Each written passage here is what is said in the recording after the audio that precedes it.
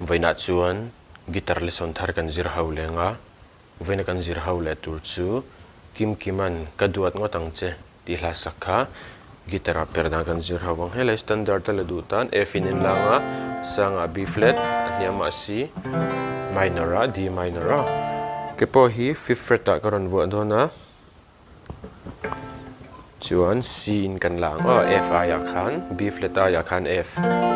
C aya G D minor aya A minor a tia kan strum down down up down up down down down up ti khan down down up down down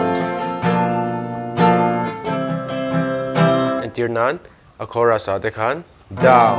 down kan tia up down down down up a khan G a te kan lutang down